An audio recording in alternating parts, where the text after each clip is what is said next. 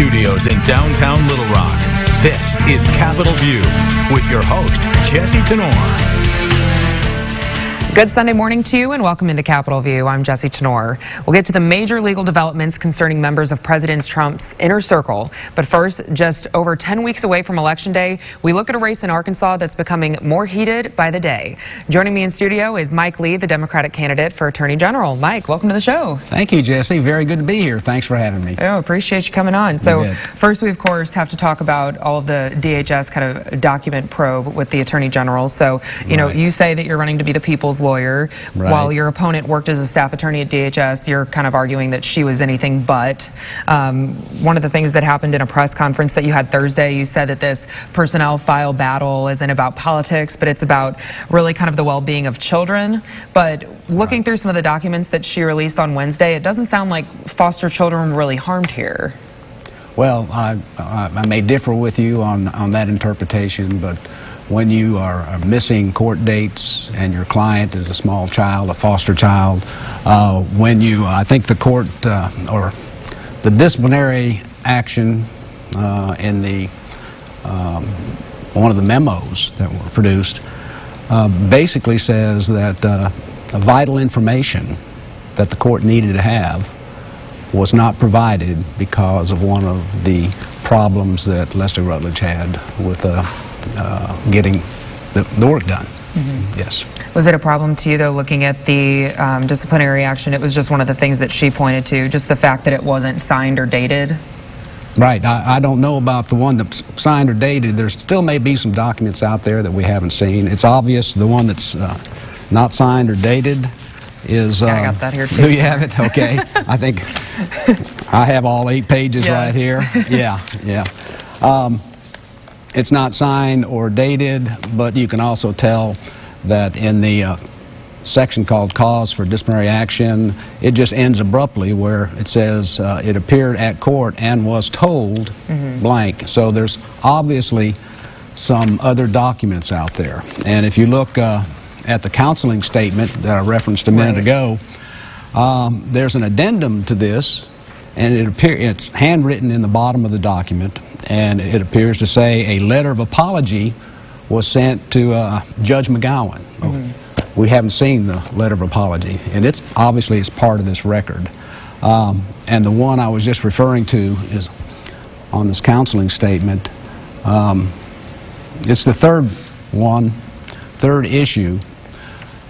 There was no preparation done on this case, and that this resulted in incorrect court and, resulted in some information vital to the court not being presented. So that's what I was saying. We don't know if that harmed anybody or not. It may very well have. We just know about what's in this record. Are you buying her argument, though, that she was just kind of overloaded? I mean, DHS is known to have a pretty high caseload. She says she was kind of working 2 at once at that point. Well, I'm not buying that, no. I think probably all the attorneys there have their fair share of work. This came up, this counseling statement, where the 4 issues of her job performance came.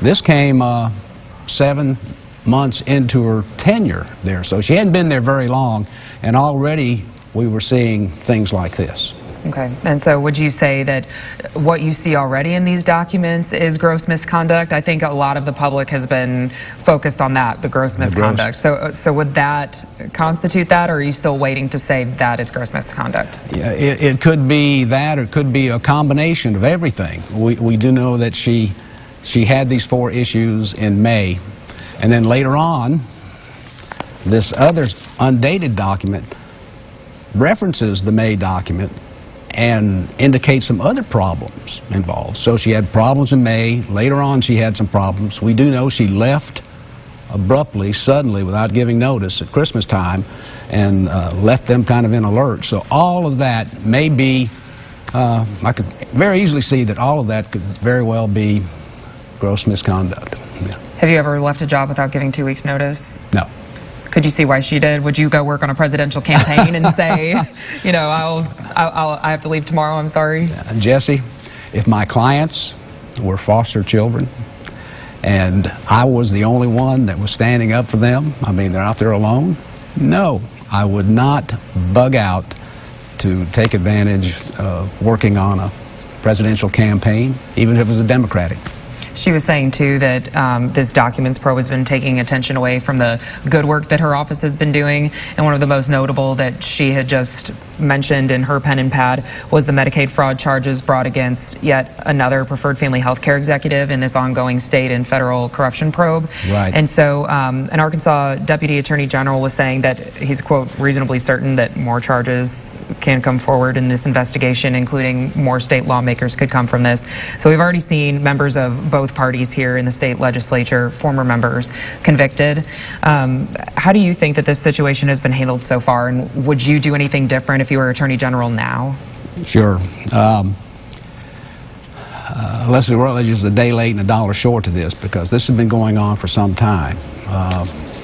The federal folks were involved months and months and months ago. As you know, there's been some sentencing for pushing money, bribery, Medicaid money to special projects in return for bribes, and we've seen that, and it's been out there. And there's a certain coziness that's going on right now between legislators and other special interests that's not healthy, and that should have been looked at way before this. This seems, what she's doing seems to be a reaction to what the feds are doing with regard to uncovering all of this stuff. And again, it's a day late and a dollar short. Now, what I would do is advance a legislative package. And she has not done this yet. I mean, I hope she's about to leave office, but in her 4 years, she has not advanced a legislative package yet, as many attorney generals do. I would advance a legislative package that would increase the strength of the ethics laws that we have, so that, you know, all of these corrupt politicians and corrupt lobbyists would be restrained a little bit. We just really need a powerful ethics law that addresses all this coziness that we have with special interest money and legislators, and looks at it closely, because it'll lead to the thing that you were talking about with the Medicaid fraud on big scale. But there's a lot of small scale going on too that needs to be addressed, and I'm working on that right now. We will have it probably within a month. Could you give a little teaser of it? I know that's right. Invite me back on, and I'll share. All right, it. Okay. Sounds good. Well, hey, coming up after a quick break, we're actually going to talk about some more legislation that he may not support, so make sure you stay with us. We are with Mike Lee. You're watching Capitol View on Sunday morning. Is this the world's best sandwich? Nope. Lance's real peanut butter between two toasted crackers is the best. Pick up some tasty sandwich crackers from Lance. Play Connection by OneRepublic. These days my waves get lost in the ocean. 7 billion swimmers, man, I'm going through the motions. Sent up a flare, I need love and devotion. Trade it for some faces that I'll never know, notion. Connect with great deals during the Jeep Labor Day sales event. Right now, get $5,000 total cash allowance on the 2018 Jeep Grand Cherokee.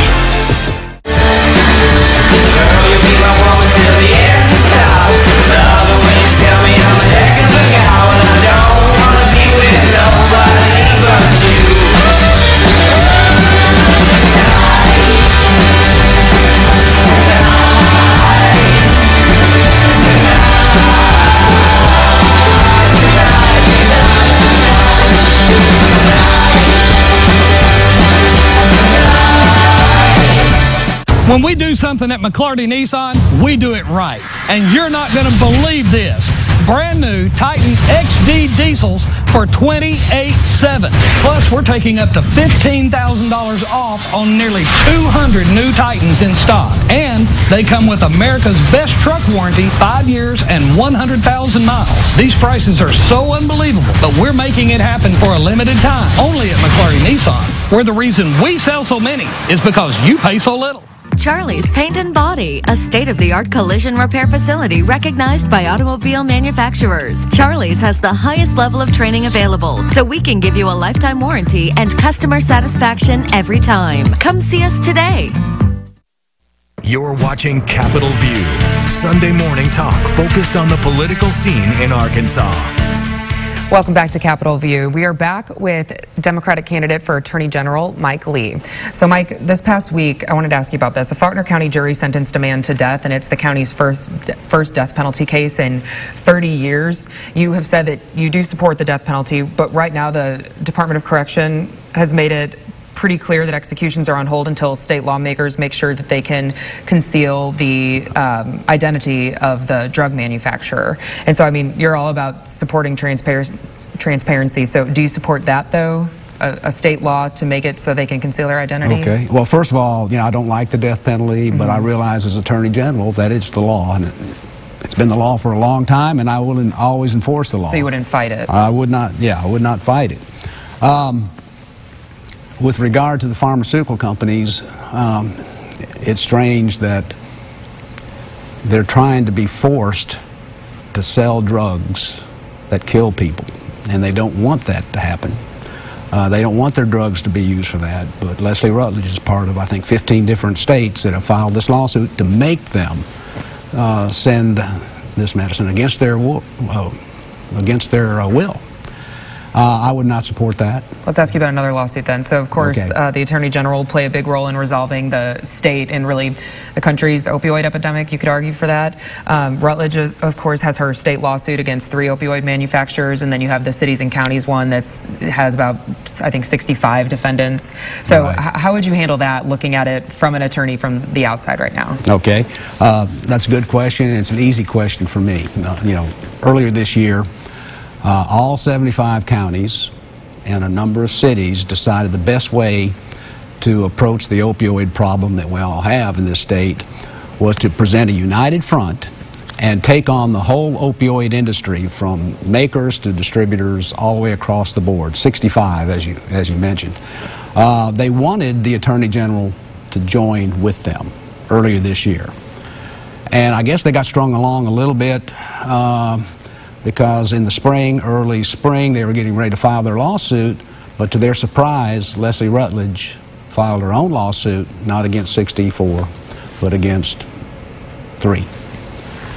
And then, what was really surprising was she tried to dismiss their lawsuit, take it to the Supreme Court. Now, she lost that. The Supreme Court said, no problem. So now we have 2 lawsuits. One that she has filed, and one that all 75 counties and a number of cities have joined in a united front. They wish the Attorney General was with them, but they're going forward anyway. And I'll point out that Newsweek magazine talked about this Arkansas lawsuit, and they said it was a model. The Arkansas lawsuit, 75 counties, everybody like that, it was a model of what the states need to do to address the opioid problem in prevention and treatment.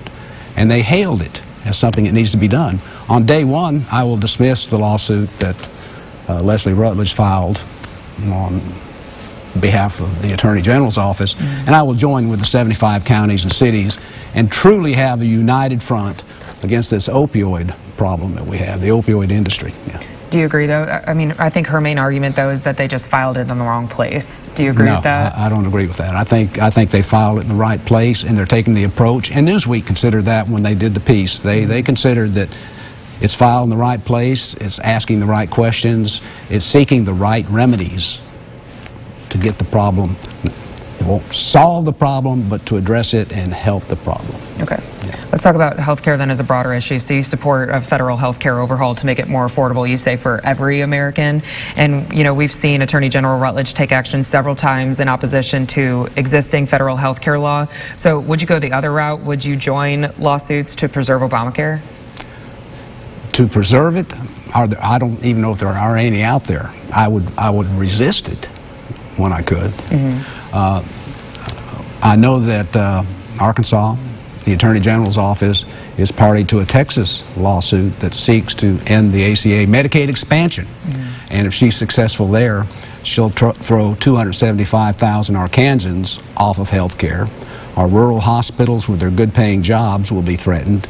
Arkansans will be less secure, less healthy, and the budget will blow up. Even the legislators, the Republican legislators, don't want that to happen. They like that $2 billion in federal funds coming in.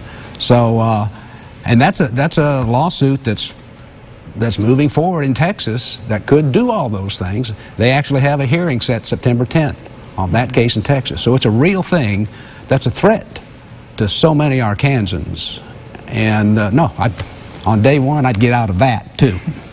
What about the lawsuit for the work requirement, though, to try to strike that down? Well, to kind of strike it down, I don't think it's addressing a problem. It's not that big of a problem, I think. I understand why it's being done.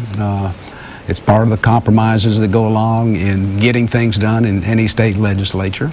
You know, part of the problem will be that this Arkansas Works system they set up, where you have to go through a computerized system in order to maintain your health insurance, and if you miss a few cycles, then you're thrown off of it. It's already been shown it's going to throw 6,000 or 8,000 people off of there. Maybe not because they don't work or they're not looking for work, but maybe they don't have a computer. Or maybe, you know, there's some other. So I would oppose it for those reasons. Okay. Yeah. And then I told you we'd get to your role in consumer protection. All but right. Going into that, though, looking at it as the Attorney General, though, what would you do further with it? As far as the... as far as consumer protection. One thing, we have a consumer protection division at the Attorney General's office, so that when we have these scammers out there harassing seniors and others, we have a place to go. Now, what's happened in the last 4 years is the Consumer Protection Division has been degraded, I think, from traveling around the state and listening to people, talking to former employees and things like that. It's not like it should be. And so one of my goals, high up on my list, would be to reinvigorate the Consumer Protection Division. Make sure it's got the best people there, and it's got good people in there now, I'm sure, but they may be hamstrung. But I'll make sure that that becomes top priority in my Attorney General tenure. Okay. Yeah. Well, Mike, we've covered a lot of ground. Thank you so much for giving us your time. Okay. Well, thank you, Jesse. Yeah. I appreciate it. Yeah. Thanks for being with us. All right. And stay with us when we come back. President Trump's ex-campaign chair found guilty on the same day his personal lawyer cuts a deal with prosecutors. We'll examine the fallout of the Manafort and Cohen news and how it could affect elections in Arkansas and nationwide. You're watching Capitol View on Sunday morning.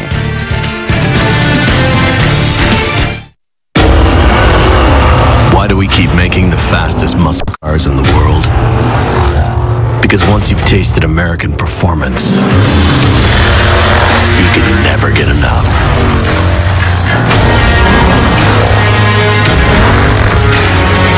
We're the Brotherhood of Muscle. Don't miss the Dodge Labor Day sales event.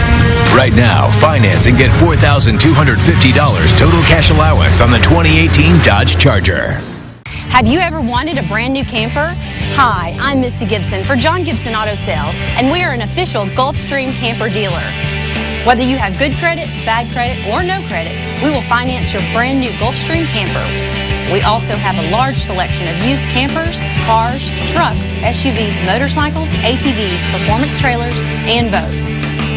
Check us out online at johngibsonautosales.com, and we will have your purchase ready when you get here. Sold it. Attention Greers Ferry Lake Home buyers. Absolute real estate and personal property auction. 119 Cherokee Drive in Fairfield Bay, Arkansas.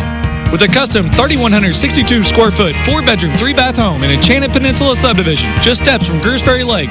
Offered separately 2 boat slips, a Cobalt ski boat, designer household furnishings, tools, and much more. Everything is sell regardless of price. Friday, September 14th, starting at 10 a.m.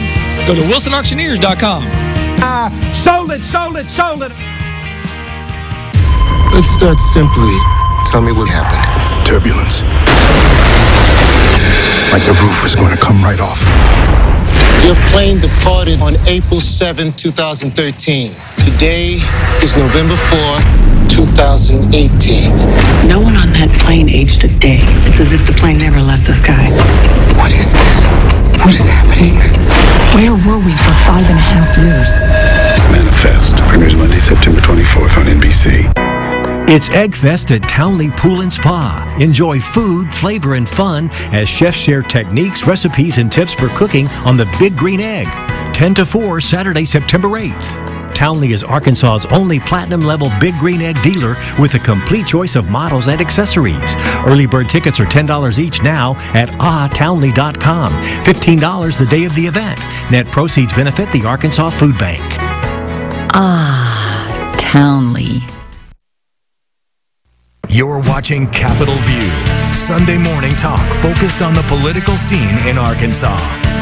Welcome back to Capitol View. In the last few days, President Trump's former campaign chairman and his personal lawyer have been convicted on felony charges.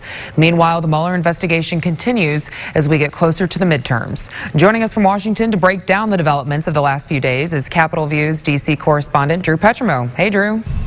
Hey, thanks for having me. Yeah, thanks for coming back on. Definitely a busy week. Let's go back to Tuesday. We saw a Virginia jury convict Paul Manafort on 8 felony counts, and then in a New York courtroom, Michael Cohen pleaded guilty to 8 felony counts.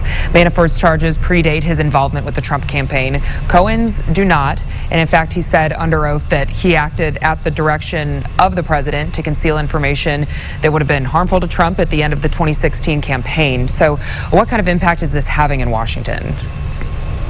Not much, really. I mean, if you think about it, a lot of, talk in the media, talk on the streets, it's kind of been the talk of the town here, but I don't really think it's changed the calculus that exists here in Washington. Look, Republicans control the levers of government. They have both branches of the legislature and also control the executive branch. And at this point, the president still remains popular within the Republican Party, and that means there are not many Republicans on Capitol Hill that are willing to cross him publicly.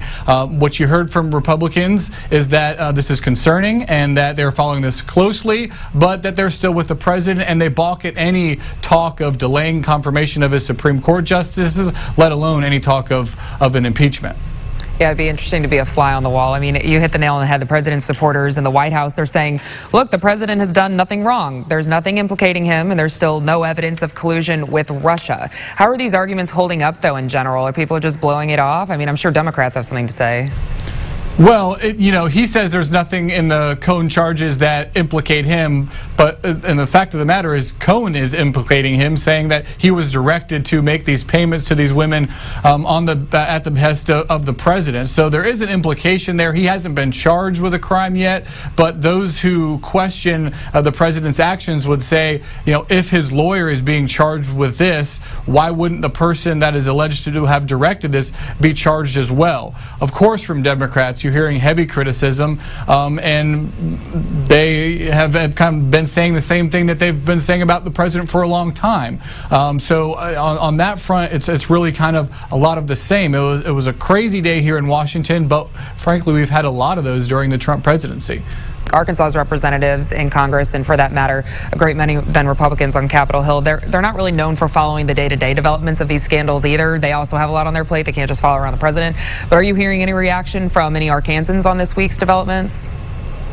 No, not really. I mean, both Senator Cotton and Senator Boozman have been quiet on this. The House members are not here, so they wouldn't have much reaction. I think that when you have from Republicans, there's this calculus that they're making. Look, it's good to be in power. Republicans are in power now, and they're able to pass legislation that they favor, and that's the case with both Senator Cotton and Boozman. They have been able to have the president's ear and be influential in his decisions, and I think that they feel that criticizing him right now, it doesn't provide any advantage to them. They think that, I'm sure they want to keep their head down. They obviously are following these developments closely, but at this point, there's a big investigation going on, and the majority of members of Congress want that to continue. There's at some point going to be a report that comes from Mr. Mueller's office, and that at that point will be decision time when there's hard evidence that people like Senator Cotton, Senator Boozman, that have been supporters of the president, then they might have to decide kind of which way they want to go in a more real sense. Also looming over all of this is the vacancy on the Supreme Court. We're just over a week away now from the scheduled start of Brett Kavanaugh's confirmation hearings. Now some Democrats are saying the Manafort and Cohen developments have almost changed the way that they view this. What are you hearing on that front? Well, look, Democrats can say whatever they want, but the fact of the matter is Republicans control the levers of government here, and the vast majority of them, all of them, seem to be supporting Mr. Kavanaugh's appointment, and I think that's going to pave the way to his nomination. He's also met with some Democrats who have said that they could possibly vote for him as well, but you know, unless there's a big change here, I don't think just because Democrats say this changes their minds about things that it's really going to have an impact, because the bottom line is it's Republicans calling the shots here. Yeah, I mean, we're still not hearing much of anything in the way of calls for impeachment from congressional Democrats either. Do these legal developments that we just saw play into a strategy heading into the midterms? That's going to be an interesting thing to watch going into the midterms and even going into President's second term campaign and vote, because there's going to be a lot of pressure on Democrats from the grassroots to step up their calls for impeachment. What you hear from some of the leadership is that they're going to resist that. Again, we talked about this big investigation that Mr. Mueller is doing. There's going to be a lot of people that say we need to wait and see what comes from that. Democrats don't want to get out over their get over their skis on this one, because I think if the president and if Republicans are able to turn the midterms into, you know, this is an effort to impeach the president, I think even people that, you know, maybe not fully with the president, independents, you know, he was fairly elected in their eyes, and there'd be probably a lot of people that would be hesitant to elect Democrats if they think that's just going to usher in a huge fight over whether or not they should impeach the president. We'll have to keep looking out for it. Drew, thanks as always for coming on the show and breaking it all down for us. Thanks for having me again. And we're back to wrap it all up after this. You're watching Capitol View on Sunday morning.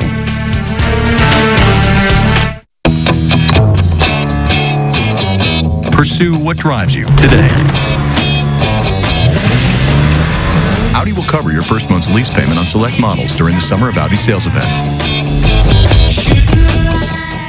J. Oliver's Jewelry Studio on Rodney Parham is the better place to sell your gold. While providing a safe, private, and confidential environment, trust J. Oliver's when selling your gold and silver. Turn your gold into cash today. Is this the world's best sandwich? Nope. Lance's real peanut butter between two toasted crackers is the best. Pick up some tasty sandwich crackers from Lance. Pursue what drives you today. Audi will cover your first month's lease payment on select models during the Summer of Audi sales event. You're watching Capitol View, Sunday morning talk focused on the political scene in Arkansas. And that does it for today's show. We, of course, want to know your thoughts on all of the issues we discussed during Capitol View, among the many others affecting our state. So just keep using that hashtag MyCapitolView on Twitter and Facebook, both during and after the show, so we can continue the conversation together. We're back with an all-new Capitol View next week. Enjoy the rest of your weekend.